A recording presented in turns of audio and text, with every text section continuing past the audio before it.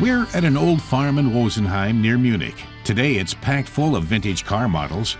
There's a showroom in the old barn, and the cars on show here range from Jaguars to Porsches and Mercedes. All of them are for sale. Owner Michael Mandat doesn't just love vintage cars, he loves trading them. He thinks this Fiat Dino Spider is a very classy model. It was unveiled for the first time at the 1966 Turin car show, and the car's been completely restored. It's as good as new, so to speak. Its body is in great nick.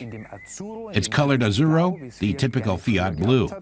Both its design and form are exquisite. The headlights are slightly hidden.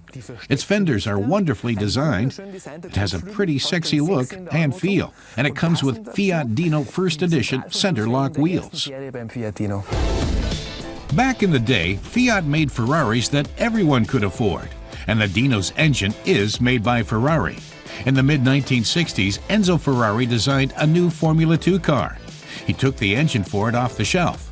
But Formula 2 rules specified that engines had to be from an edition that had been produced at least 500 times.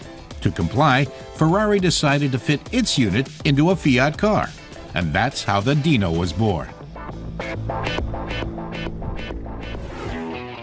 Michael Mandat's Fiat Dino wasn't for sale until just recently. That's because it's his. But now Michael is ready to part company. Being a dealer, he's got a few other cars.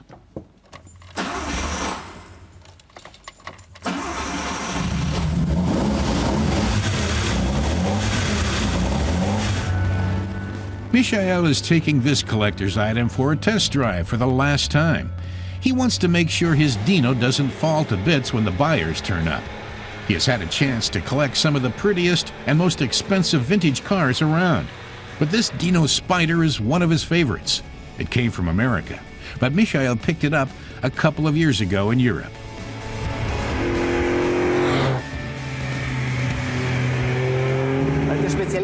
What he likes best about this Fiat is that it races out of the blocks. It boasts 160 horsepower.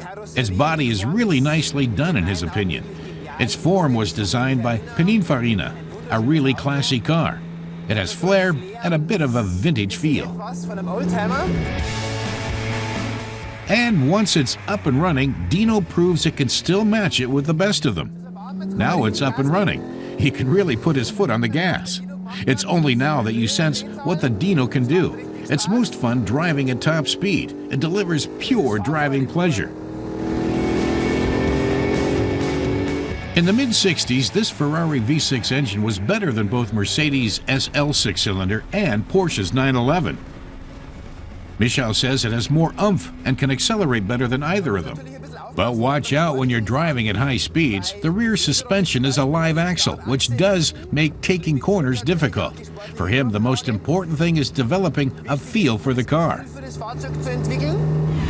Still, double shock absorbers and extra power make the Dino a pretty manageable drive with a pretty high threshold, despite that rear axle. The best thing about the interior is that it's completely intact and unrestored, Michael says.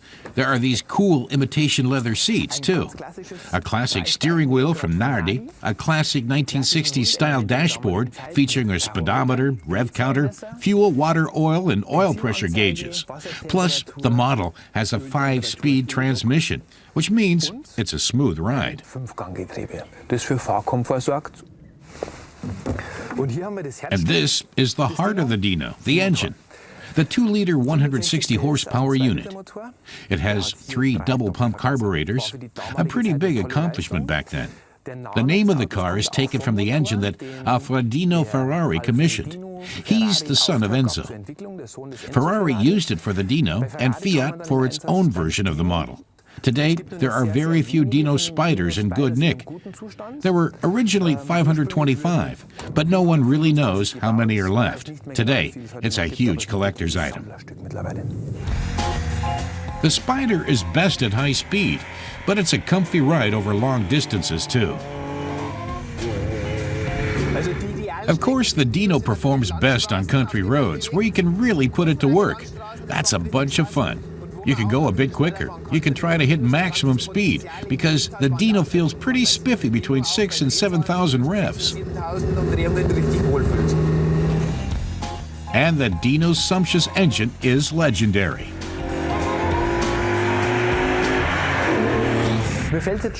Michael didn't find it easy to part with Dino. It's a great car. It delivers pure driving pleasure, and it makes him think back to good times and places.